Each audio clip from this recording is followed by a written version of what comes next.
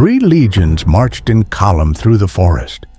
15,000 men stretched across 20 kilometers. Rain turned the road into a swamp. Wagons stuck. The formation broke. When the first arrows flew from the thicket, centurions were still trying to form shields. Within an hour, the legions ceased to exist. Rome did not lose to Germanic tribes. Barbarians fought bravely but chaotically. Legions crushed them with formation, discipline, iron. Publius Quinctilius Varus had commanded for 3 years. Experienced administrator, former consul. He pacified Syria, suppressed uprisings in Judea. Germania was considered an almost conquered province. Varus collected taxes, judged tribes by Roman law.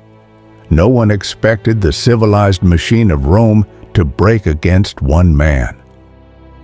Arminius arrived at Varus's camp in the autumn of year 9. Germanic chieftain from the Cherusi tribe, 26 years old.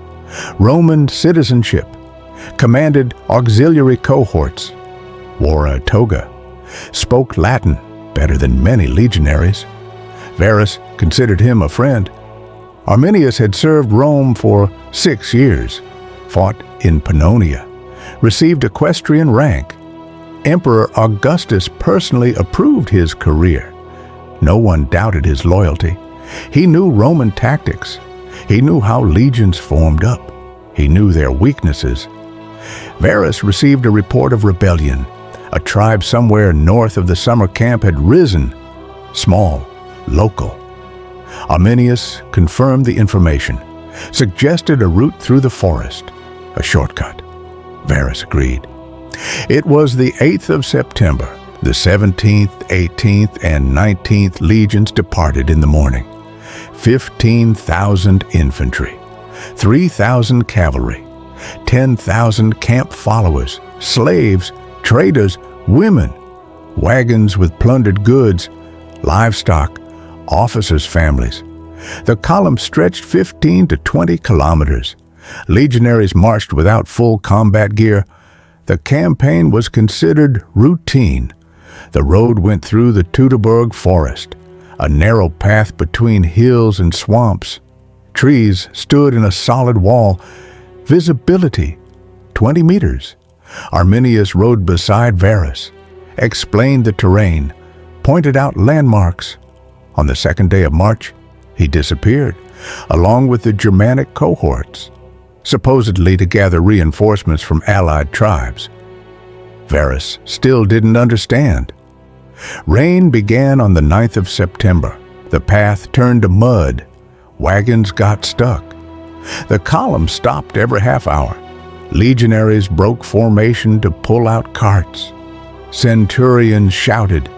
Discipline held, but order broke. The first attack came in the afternoon. Arrows from the thicket.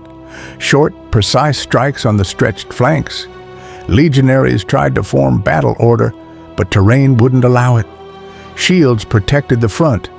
Germans struck from the hills, from the side, from behind. Varus ordered to speed up the march, break through to open ground. There, legions could fight. There, Roman tactics worked. But there was no open ground.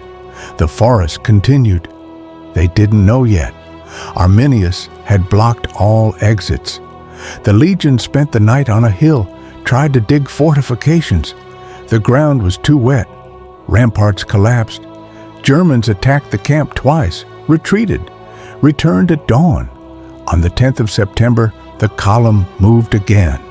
Without baggage train, without wounded, without most of the cavalry.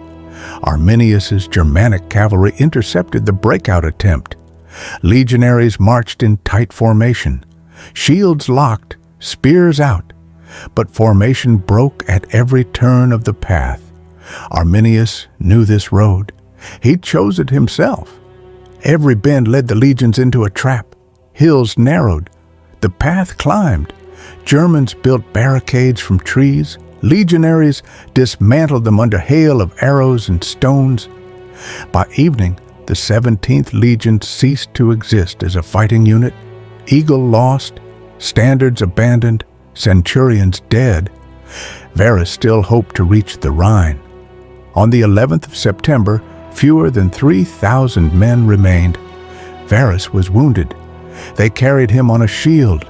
Legionaries threw down weapons. Germans no longer attacked in waves. They simply finished off stragglers. Arminius personally directed the ambushes. The former auxiliaries prefect commanded the destruction of his teachers. In the afternoon, Varus ordered a halt, said goodbye to officers, took a sword from a centurion, killed himself. Several tribunes followed his example. Germans found the body, cut off the head. Arminius sent it to Maroboduus, king of the Marcomanni. He forwarded it to Rome. Augustus ordered Varus's skull buried with honors. Of 28,000 people, several hundred broke through, reached the fortress on the Rhine weeks later. Told what happened. Rome lost 3 eagles. 3 legion numbers were never used again. Augustus received the news a month later. The old man was in Rome, 72 years old, 40 years in power. He built the empire, conquered Egypt, Spain, Gaul, Illyricum. Germania was supposed to become a province. Another victory, another border. When the messenger finished speaking, Augustus struck his head against the wall. Several times. Servants restrained him. He screamed one phrase, "Quinctilivare legiones rede."